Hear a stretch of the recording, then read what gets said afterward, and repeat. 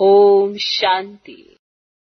विकर्म कैसे होते हैं और श्रेष्ठ कर्म कैसे होते हैं, दोनों की समझ है। पर जब विकर्म होते हैं उसकी एक जड़ है, जड़ और देवाभिमान।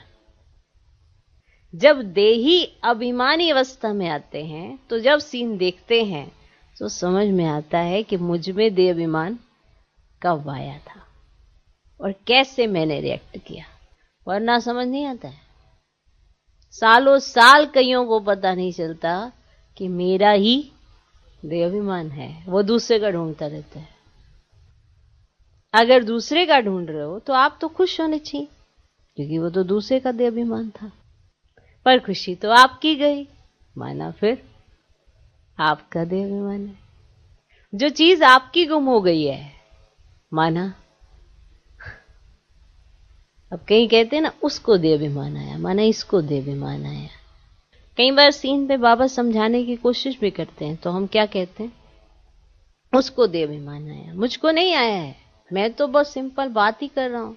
उसको देहाभिमान, चलो ठीक है, उसको आया तो खुशी उसकी जानी चाहिए।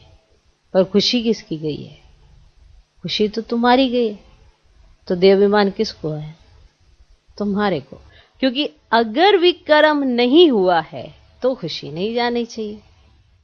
अगर आपसे श्रेष्ठ कर्म हुआ है तो अंदर रिलैक्सेशन होनी चाहिए, अतीन्द्रिय सुख की भास न होनी चाहिए। अगर आपसे श्रेष्ठ कर्म हुआ है, और अगर ऐसा नहीं हुआ है तो देहाभिमान आया है, तो क्या जाएगी आपकी खुशी।